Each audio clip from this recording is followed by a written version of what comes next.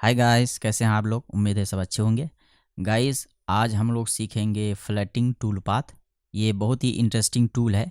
इससे आप लोग इंटरेस्टिंग और क्रिएटिव डिज़ाइंस बना सकते हैं। तो चलिए विदाउट टाइम वेस्टिंग शुरू करते हैं।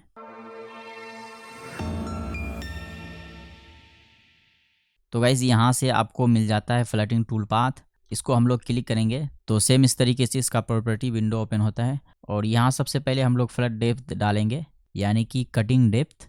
तो मान लीजिए मैं यहाँ पे कटिंग डेप्थ 6 mm डाल देता हूँ।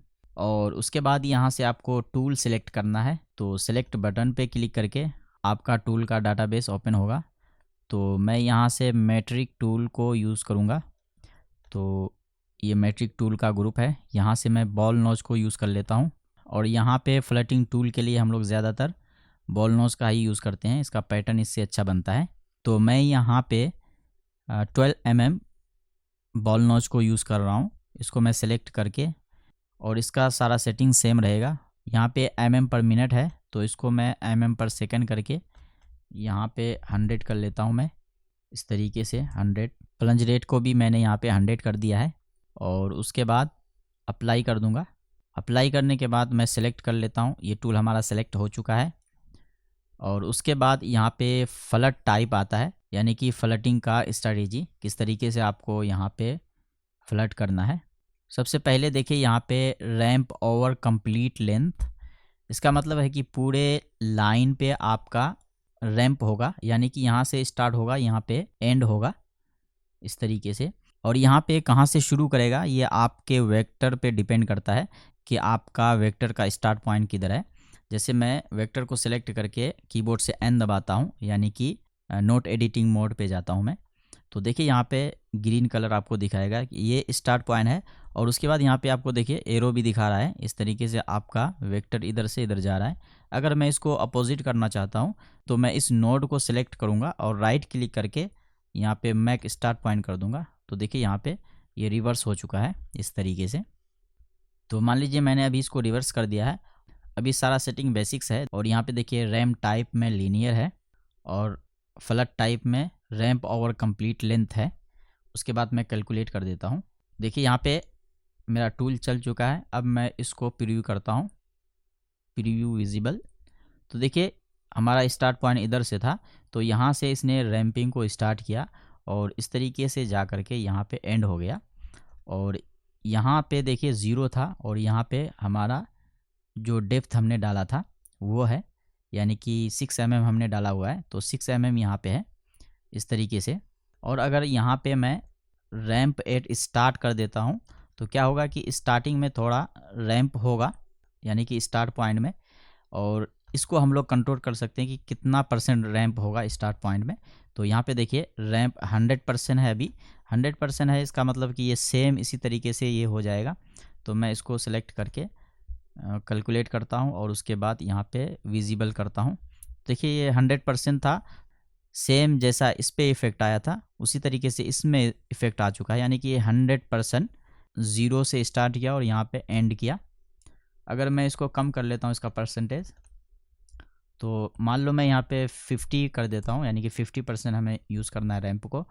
और मैं यहाँ पे इस वाले को सेलेक्ट करके कैलकुलेट करता हूँ, यहाँ पे प्रीव्यू विजिबल। और उसके बाद देखिए यहाँ पे 50% यूज़ हुआ। यहाँ से लाइन के मिडिल तक रैंपिंग को यूज़ किया, उसके बाद स्ट्रेट चला गया। आप लोग इस तरीके से ऑर्बिट करके देख सकते हैं, यानी कि वेक्टर के सेंटर तक आया इसका रैंपिंग। 50% स्ट्रेट गया है और 50% यहाँ पे रैंप बनाया है। तो इस तरीके से यहाँ पे इसका परसेंटेज यूज़ होता है। देखिए यहाँ पे 2 ऑप्शंस दिया गया है। पहला तो हम लोग यहाँ पे रैंप परसेंटेज यूज़ कर रहे थे, और दूसरा यहाँ पे रैंप का लेंथ भी हम लोग यूज़ कर सकते हैं, यानी कि दोनों में से किसी एक को आप यूज़ कर सकते हैं। चाहे तो परसेंटेज के हिसाब से आप यूज़ कर लीजिए इसका लेंथ, या फिर आप यहाँ पे फ्लैट अमाउंट डाल सकते हैं। मान लीजिए मैं यहाँ पे फ्लैट अमाउंट डाल देता हूँ 20, यानी कि 20 mm तक ये रैंप बनाएगा। और उसके बाद ये फ्लैट डेप्थ डाल देगा, यानी कि जैसे मैं इसको कैलकुलेट करता हूँ और इसको विजिबल करता हूँ, तो देखिए यहाँ पे ओनली 20 mm इसने रैंप बनाया। यहाँ देखिए इस तरीके से। और उसके बाद फ्लैट लाइन हो गया, यानी कि जो हमने इसका डेप्थ डाला हुआ है। और अगर मैं इसका अमाउंट बढ़ाता हूँ, यहाँ पे मैं 30 कर देता हूँ और उसके बाद कैलकुलेट। 30 के लिए मैं इसको सेलेक्ट करके यहाँ पे कैलकुलेट करूँगा इस तरीके से। अब मैं यहाँ पे प्रीव्यू विजिबल करता हूँ, तो अब देखिए इसका रैंप यहाँ पे 30 mm तक गया और उसके बाद स्ट्रेट हो गया। तो इस तरीके से हम लोग इन दोनों ऑप्शंस को यूज़ कर सकते हैं। अगर आपको फ्लैट अमाउंट डालना है तो इसको यूज़ कर लीजिए, और अगर परसेंटेज डालना है तो इसको यूज़ कर लीजिए। और उसके बाद यहाँ पे देखिए अगला ऑप्शन है ramp at start and end, यानी कि आपका स्टार्टिंग में भी रैंप बनाएगा और एंड में भी इसका रैंप बनाएगा। तो चलिए मैं इसको चेक करता हूँ, और उसके बाद ये मैं परसेंटेज यूज़ करूँगा, रैंप परसेंटेज। और उसके बाद यहाँ पे मैं डाल देता हूँ मान लो 40%। तो इस तरीके से यहाँ पे 40% शुरू से भी रैंप बनेगा और 40% लास्ट से भी बनेगा। तो इस तरीके से मैं इसको कैलकुलेट करता हूँ। अब मैं इसको प्रीव्यू करता हूँ, प्रीव्यू विजिबल। तो देखिए यहाँ पे शुरू में भी इसने रैंप बनाया और लास्ट में भी इस तरीके से रैंप बनाया, यानी कि इस तरीके से इसने। तो इस तरीके से यहाँ पे नीचे गया टूल हमारा, यहाँ पे लाइन के मिडिल पे 100% जाने के बाद थोड़ा सा यहाँ पे 10% स्ट्रेट गया और उसके बाद इस तरीके से यहाँ पे ऊपर आ गया। तो इस तरीके से यहाँ पे ये ऑप्शन काम करता है। अब उसके बाद देखिए यहाँ पे रैंप टाइप में हमने लीनियर सिलेक्ट किया हुआ था। अगर मैं इसको स्मूथ कर लेता हूँ तो देखिए यहाँ पे क्या होता है, जैसे मैं स्मूथ को सिलेक्ट किया और उसके बाद मैं कैलकुलेट करता हूँ और विजिबल टूल पाथ, यहाँ पे जो रैंपिंग होगा वो बिल्कुल स्मूथ होगा, स्ट्रेट नहीं होगा। जैसे देखिए यहाँ पे हमने दोनों अमाउंट सेम रखा हुआ था, तो इसका कॉर्नर देखिए यहाँ पे बिल्कुल शार्प है और इस पे यहाँ पे थोड़ा सा डेप्थ आपको मिलेगा, यानी कि यहाँ पे थोड़ा सा स्मूथ इफेक्ट आ जाता है।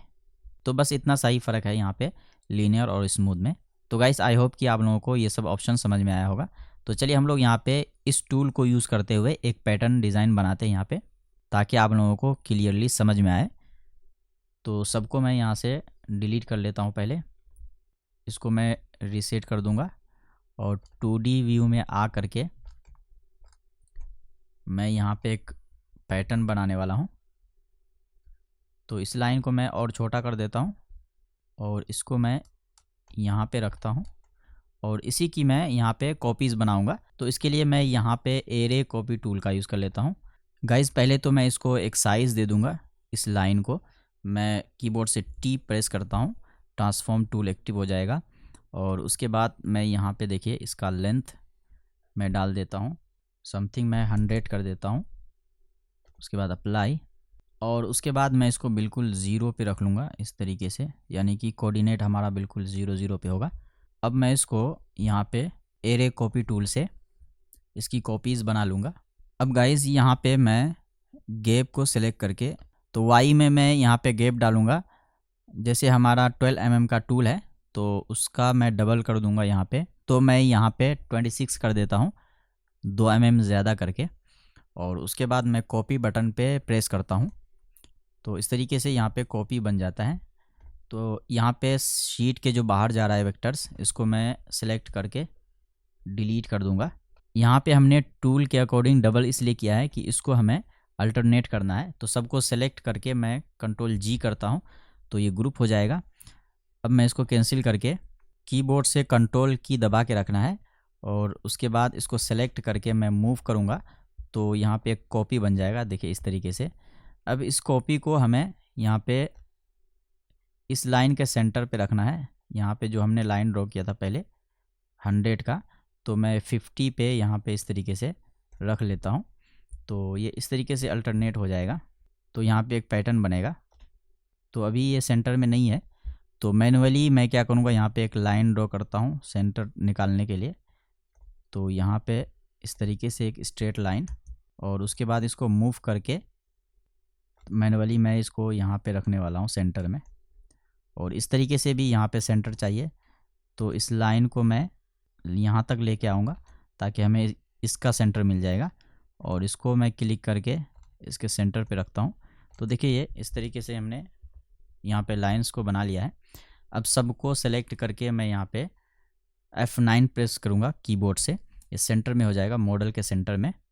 देखिए यहाँ पे इस तरीके से हमने वेक्टर्स को ड्रॉ कर लिया है। अब इसके अकॉर्डिंग हम लोग यहाँ पे फ्लटिंग टूल पाथ को चलाएंगे। तो मैं इसको डबल क्लिक करता हूँ और यहाँ पे जो हमारा डेप्थ 6 mm है इसको मैं इंक्रीज़ करके 8 mm कर लेता हूँ। और उसके बाद मैं यहाँ पे ramp at start and end इसको यूज़ करूँगा। और यहाँ पे जो रैम्प 40% है इसको मैं 100 कर दूँगा। और उसके बाद यहाँ पे रैम्प टाइप स्मूथ कर लूँगा और उसके बाद सबको सेलेक्ट करके मैं कैलकुलेट प्रेस करता हूँ। तो देखिए यहाँ पे हमारा टूल कैलकुलेट हो चुका है। अब मैं प्रीव्यू कर लेता हूँ, प्रीव्यू विजिबल। तो आप लोग यहाँ पे देख सकते हैं एक यहाँ पे पैटर्न बन चुका है, कितना अच्छा।